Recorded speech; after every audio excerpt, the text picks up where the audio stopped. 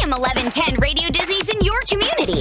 What's happening in your town? Who's making a difference in your neighborhood? Let's find out from Lafern Cusack now.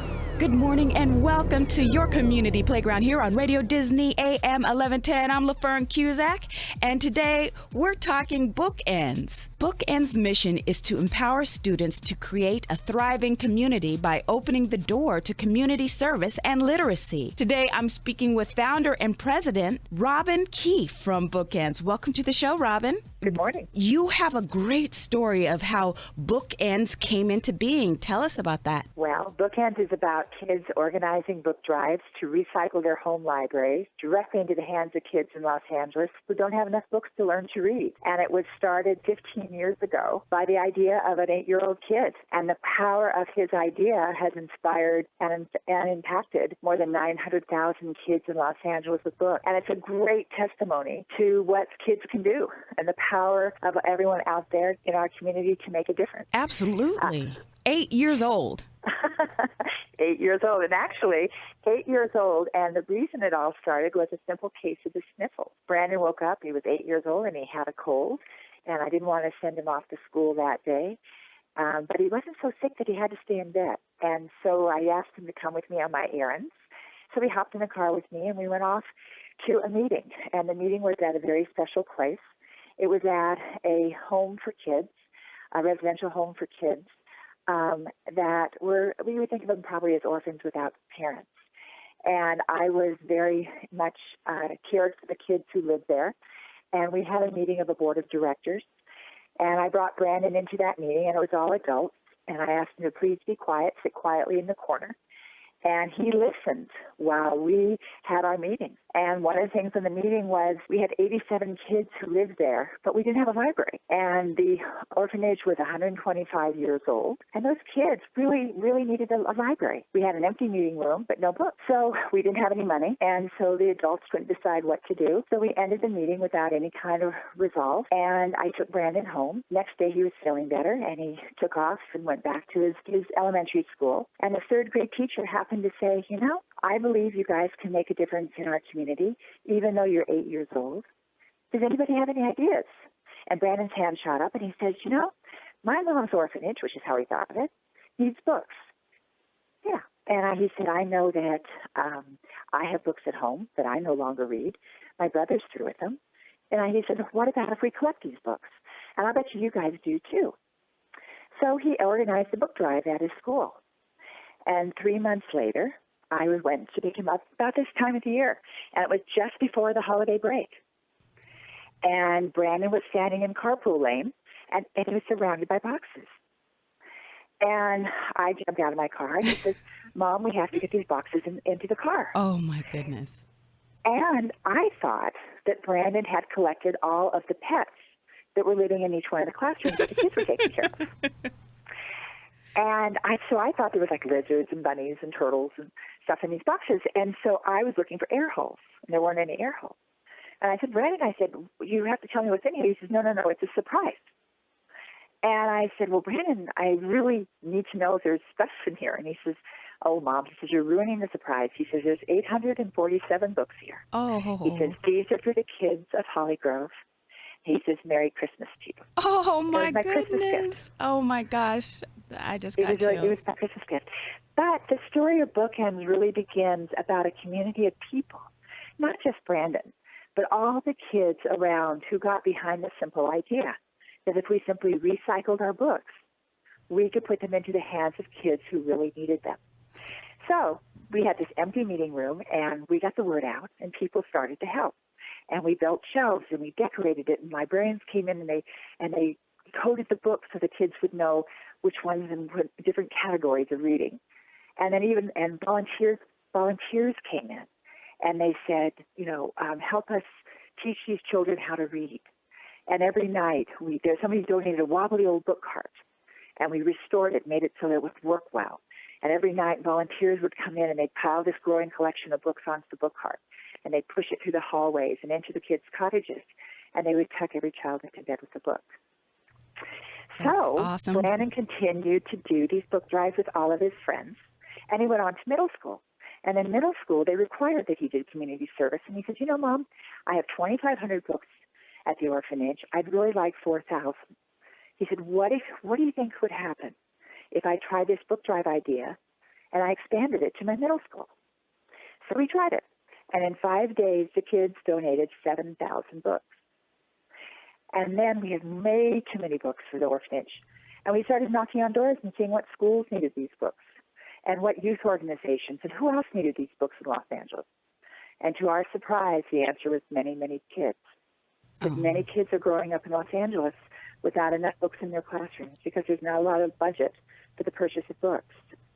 And there's many, many children that our books go to through BookEnds that don't have books at home at all.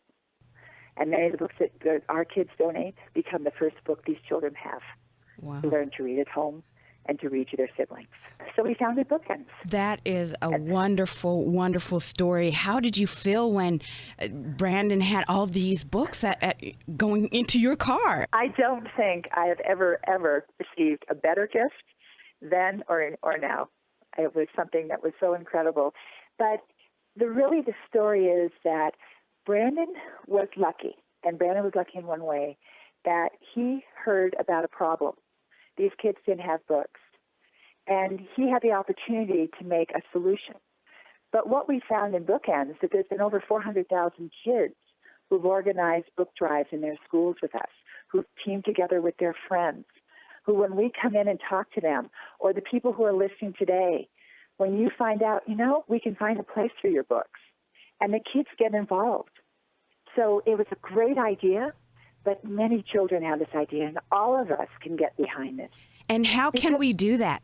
Well, there's many different levels, and thank you for asking. First of all, BookEnds' primary program is for kids in elementary school to organize book drives in their schools. BookEnds has a couple of program directors, that support the kids doing this. And what happens is we normally go into a third or fourth grade classroom, and that one classroom becomes a leadership team in the school. And we show them how to best do it. And we sort of guide them along. But it's this kids project, which is very, very powerful. And they involve the rest of the kids in their school. And then we identify schools and youth organizations in Los Angeles that need these books. And the kids come back and at the school site, at the donor school site, and they sort these books with us. And we make sure that they're great quality, because we have something called an overly loved book. And that's a book that's basically been too torn or written on. We don't want those books donated on. So we sort those books with the kids. And then those kids in the school, who that leadership group, are physically delivering those books with us into the hands of the recipient kids and sitting down and reading with them and leaving behind those books to fill their classroom shelves and to use for them at home. So you can contact BookEnds through our website at bookends.org. And you can go ahead and contact us, and we will help you organize that book drive with the kids involved. We also get Boy Scout troops who are doing Eagle Scouts and Gold Awards for Girl Scouts, organize them. We have different Rotary groups, Kiwanis groups organizing drives. Anyone who has children's books at home can organize these drives with us. We love it. We are trying to engage it. We also have people who donate their personal collections of books and just simply want to drop them off at our offices. We'd love that. Again, you can get that information off of our website about where to do it. If you have a whole bunch of books, we're really happy to come by and pick them up for you and make it as easy as possible. But then also we get families involved. If you have a Saturday afternoon, we're happy to have you come into the office and work with us in sorting those books that people drop off at our offices.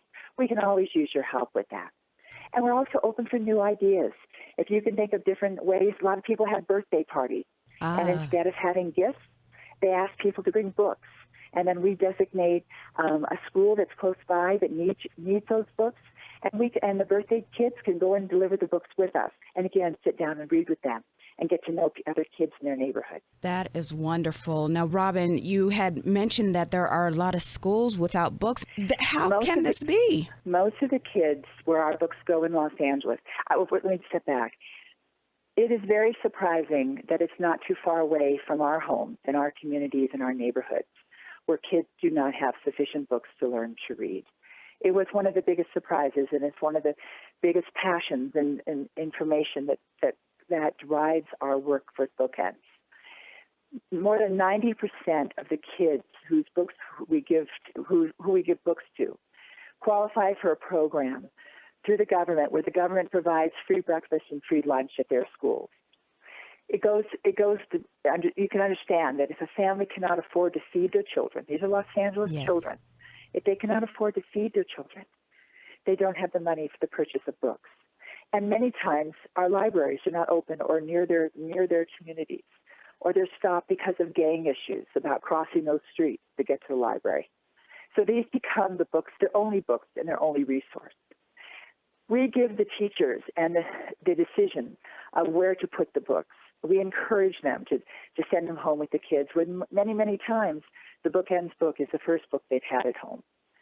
So we are making sure that the collections of books that our kids donate, that they work so hard to do, that they are going into the hands of kids who really need them. And again, they're going to inspire and engage another child to read. Let's talk about reading and having books in your home. What does that do for a child? How does that impact a child? I think that you engage their imaginations. I think you open worlds. When you think about being limited to your own neighborhood, your own environment, and you open your worlds are completely opened by opening up a book. It's a different way of thinking. They transform you to a different time, a different place. It's the imagination that's inspiring.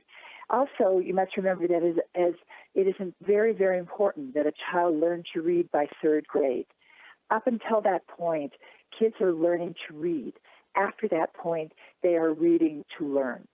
So if you cannot read by then, you are severely limited in being able to read at all. And studies have shown that simply by surrounding kids with books, they will naturally pick them up and read. They will have the opportunity around them to be able to engage and sharpen their skills for reading, which has become so very important. I walked into a high school, and it was just last month, and I still tremble at what was going on there. There was a full classroom of 35 kids. They were 16 years old, and they did not know how to read.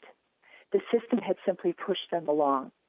Gratefully, they had gotten into a charter school that said stop, and we are literally surrounding these kids with books to support the teachers, to bring up these 16-year-old kids to get proficient in reading. Because if they can't read, what can they do? And if you don't have books, it's very difficult to learn to read. You can't work a computer without the ability to read. You can't read a bus schedule. You can't read a prescription bottle. You can't function, and that's what we're trying to help provide a very essential resource. And also, along the way, this is about our kids making a difference. It's about showing them a problem, and they can make a difference in this. They can change this. Absolutely. If we simply drove a movement that all of us, just as we've learned to recycle our bottles and cans, we can learn to recycle our books. And that is really the vision of BookEnds. It is a simple program that works. We're there to support the Los Angeles community in their outreach and in the recycling of their home libraries.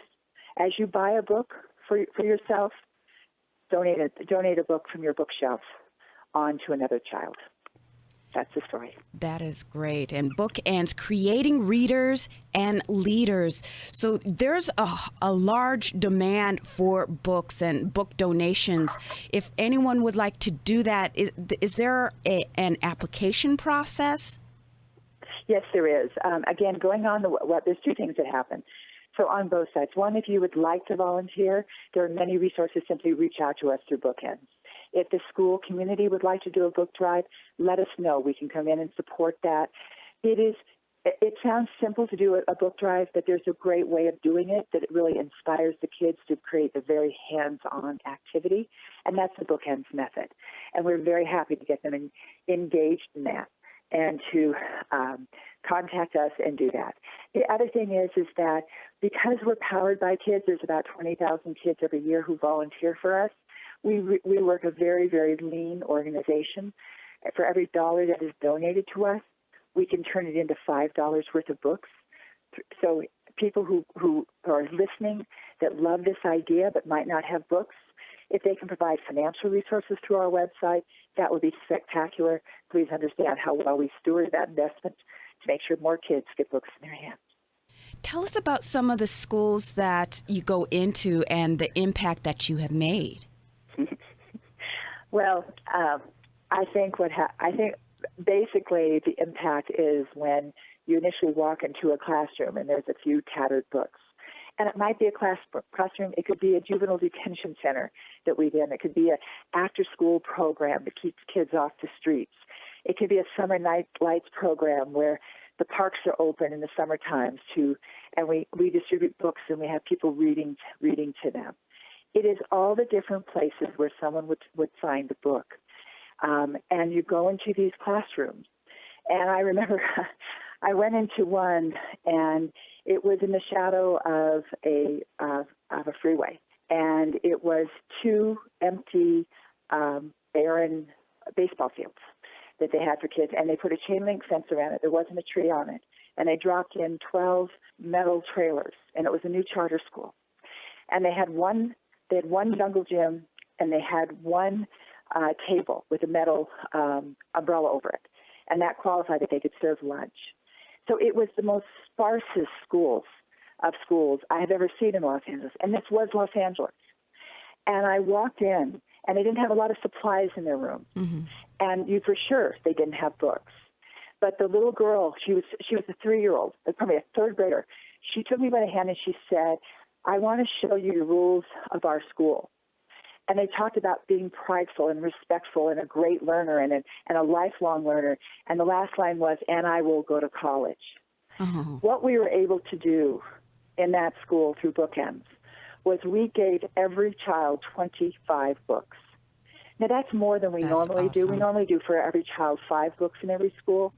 But in this particular case, there was such a commitment from the educators, from the teachers, that without resources, the most starkest environment, in literally a lockdown facility that had locks on the outside gates as big as my fist, but inside wonderful things were happening. They didn't have resources. They didn't have the books. I can't affect all the different things that are going on in education, but we together can affect getting books into the hands of kids. That is something that everyone listening can do. And it's something that we can empower these kids, because understand that if they have them and you put these books into the hands of great teachers out there, of which there are so many, and that is our job with BookEnds, to find those teachers, to find the schools that not only need the books, but can use these books powerfully with their programs to inspire these kids to learn to read. And that's what we do. And with the book drives and encouraging children to come in and create book drives in their schools, in their communities, tell us how that builds leadership and empowers them. Well, I think that as we grow as people, and starting with the child, that I know personally, I have 2 sons that I initially wanted to protect them. But at some point, they need to understand that the world isn't perfect. But if you give a child a problem, then in order to build empathy and empowerment, I believe you give them the ability to make a difference. So if I walk into a 4th grade classroom and I tell them that there's kids out there in their neighborhoods who don't have books, and they come up with a solution about, let's do a book drive. And then I said, well, how do you get the word out about the book drive? And they developed a marketing campaign saying, I'm going to make posters, and I'm going to put the posters on a broomstick, and I'm going to use that to picket carpool lane to tell everybody in school to bring in their books. And I'm going to go get a shopping bag from the local grocer, and I'm going to staple a flyer on it. I'm going to send those bags home with all the kids and tell them to come back with a bag full of books from their home libraries that they can pass on. And then they're going to sit there and work until they're tired at sorting these books, making sure they're quality, putting them into the right grade levels. And then they're going to load these books into their cars or into the school bus. And they're going to drive not that far away, and they're going to be met with a group of kids in another part of our community that don't have these books. And they're going to sit down and they're going to talk to these kids, and they're going to realize that these kids are not that much different than them. They simply don't have the resource of books. But they're prideful of their school.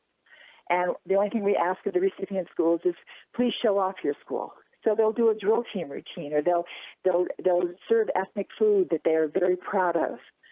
We had one that we were up in Oxnard, and the families had picked strawberries from the fields, and they had ice cream and the fresh strawberries. And they sat down and they read together. And the kids were overjoyed, as they are with getting a book, something a lot of us take for granted. And then when we meet with those kids again, the leaders of that book drive, after all of this is over, we ask them, we want to know, how can we do this better? What was great? But the resounding result is, we know we made a difference.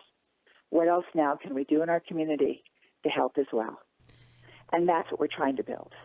It's the opportunity to see a problem and affect the solution.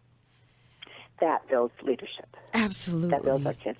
That does, absolutely. This is Lafern Cusack here for Radio Disney AM 1110, speaking with Robin Keefe from BookEnds, founder and president, and seeing how you can make a difference. You can log on for more information to bookends.org to see how you can get involved. Robin, BookEnds has changed enormously since the beginning. Did you envision this huge, rapid change and the impact that you're making? Well, I have to say that Brandon, my son, who is now literally 28 years old, because we did this as a family project for many years before we launched it into a formal nonprofit. He loves to say he got his mom a full-time job, which I love. But one of the things that I have to say is that my core value is that as a nonprofit and working in charity, it has empowered my life. It's defined my life, and I feel very fortunate to have something so meaningful in my life. I recently heard, and I recently heard from a student in saying that it was not to seek a life of success, but to seek a life of significance. Mm-hmm. And I think that is what we're trying, just as a parent, as an adult to a child, you are trying to inspire them to a higher level of quality in their life. And I think that's really what we're able to do. Yes. BookEnds is a very small organization. We empower, as I mentioned, about 20,000 students volunteer for us every year, but we have a staff of 4. Wow. And what that means is that not only we're pretty busy, but we work with leadership team, and that's really the power of our kids involved, because obviously we can't do all of this. We have donated 2.6 million books to over 700 schools and youth organizations in Los Angeles. We have piloted this program in most every state in the country. The need is pervasive. We have also partnered with other nonprofits to develop libraries in 6 different countries. But the need is real and big right here in Los Angeles. Our resources are limited. We are always, that's of the nature of it. And so as a result, we have chosen to focus our resources here in Los Angeles. Mm-hmm. But it is a very, it sounds like a simple program, but it takes a lot of sophistication and history and involvement of a lot of our community coming together. It is probably one of the best testimonials to the power of a group of people coming together to make a difference, a very marked difference in our community. Oh, absolutely. And that's the story of BookEnds. So what are your needs? What do you see for yourself in 2014? Going forward, we are always looking to get the word out about our program. We love the opportunity to reach out to your audience. The idea of people coming in with their ideas, their resources, their time, their talent, giving us ideas of how to work with their community groups, how to reach out to their corporations. We do a lot of book drives that are corporate-based. We need financial resources. If we have more people, if we could even hire one more person, it would allow us to involve another 10,000 kids. And so we are always looking to do that. But we're not looking just to grow. We're looking to grow impact, to reach out to more children. There's a tremendous need for books, even though technology is extraordinarily important. Mm-hmm. There are many children that still need to read. Their parents are choosing to teach them to read on a book. and it's a very, very valuable resource. And right now, 7 million books are needed in Los Angeles schools today, just to bring us up to the national average. We are highly lacking in that, in our resources. There's not a budget for the purchase of a Dr. Seuss or the Giving Tree or any of the wonderful resources of books in our schools, in Los Angeles Unified School District. There's not a budget. This is a way of providing the resource of books for our kids in a very economical way. It's also a way of engaging our kids in something very, very powerful. It's a way of a family coming together to help our community and working with us. We reach out to many nonprofits. We reach out to our community in all different ways and talents. We're always open for new ideas. We're very entrepreneurial. And we would welcome people just literally calling us and saying, hey, what about this? I'm always happy. Our number also is on the website. We'd love to talk with people about ideas that they have, ways of collaborating together. People have resources of books. People have connections with their corporations that would like to reach out and support us. We'd love it. It would be great. We'd love to work with everyone. Absolutely, and raise our book level to the U.S. standards. Oh, my goodness. Oh, my goodness. I can't believe it. We can do it. We can do it, L.A., right? I believe it, and it's driven by the power of our kids and the support of the parents and the teachers behind them. Kids are powerful. I believe that. Power, completely limitless in their power and their energy. They have made BookEnds grow to what it has been, and they continue to inspire me. I was loving this one. A second grader came up to me and they said, well, these kids don't have books. How are they supposed to learn without books? And it's as simple as that. Yeah. And she said, and the other quote that I love so well, she said, she looked up at me and she says, well, you know what? I've learned that even though I'm small, I can do big things through BookEnds. Oh, that's wonderful. Yeah. Thank you. Definitely can. So, Robin, what is your favorite book? Well, I'll turn it a different way. I'll turn the question just a little bit on you, if you don't mind. Okay. It's really a question I love to ask people. It's, what is your most influential book? And it's, what is a book, and if you think back, and some people will name a children's book that inspired them to think a different way. It might be The Giving Tree, as I alluded to before. But when I say influential, it's so many books that we have read have empowered us to change our life, to look at life differently, to make us want to climb Mount Everest, or to take up the sport, or to see someone, or to think a different way. I just finished this morning A Long Walk to Freedom, which is Nelson Mandela's autobiography. And it was powerful. And, with his recent passing, it was something so foremost. I walked with him through that book of the struggle of the racial struggle in South Africa and the commitment that he made as an individual, truly a hero. And I never met him, and I would have loved to have met him. But people like that, most of us can't meet, but we can meet them through a book.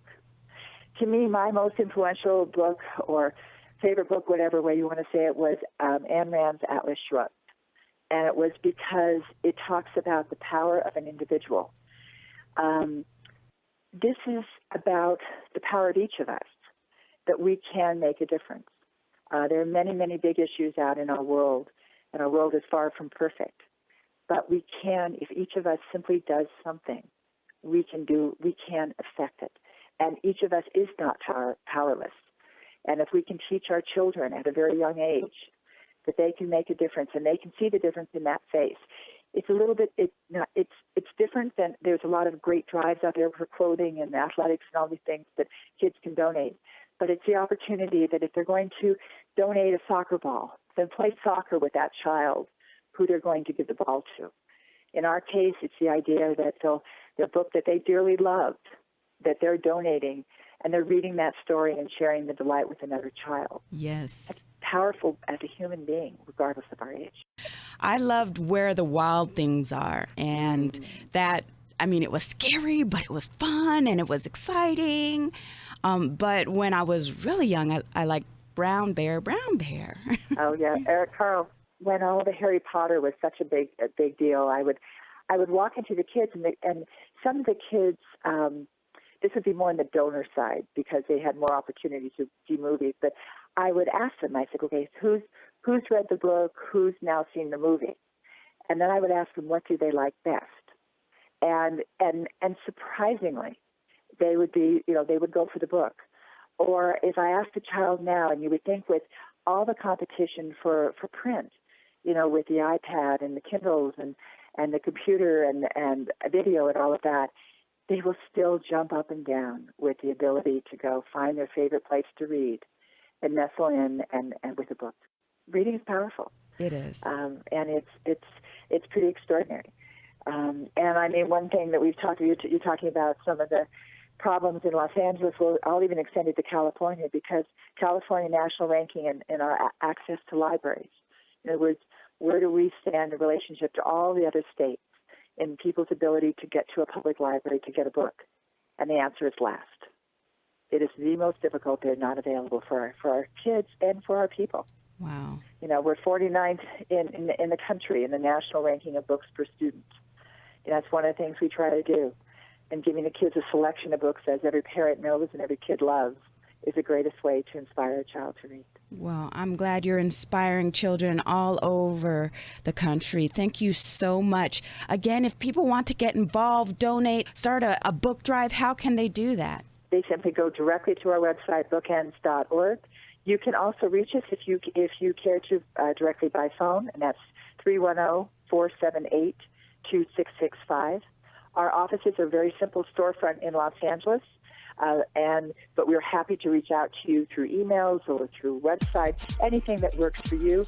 And again, we appreciate involving the kids, involving your families, involving your corporations, your service groups, your Boys and Girls Clubs, your Girl Scout troops, in any way possible. We appreciate the donation of financial donations as well that helps us carry on our work and engage these kids.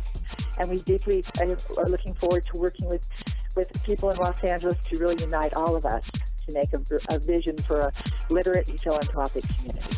Fantastic. Thank you so much, for having Robin. us. Founder and President Robin Keefe from BookEnds, which is built upon a powerful belief in our children, in the power of economy, belief in our community, belief in sufficiency, and a simple idea that works. For more information, log on to bookends.org. I'm Lafern Cusack. Thank you so much for joining me here on your community playground on Radio Disney AM 1110. Community matters, and we're your eyes and ears for what's going down in your town. We'll be back next week on AM 1110 Radio Disney.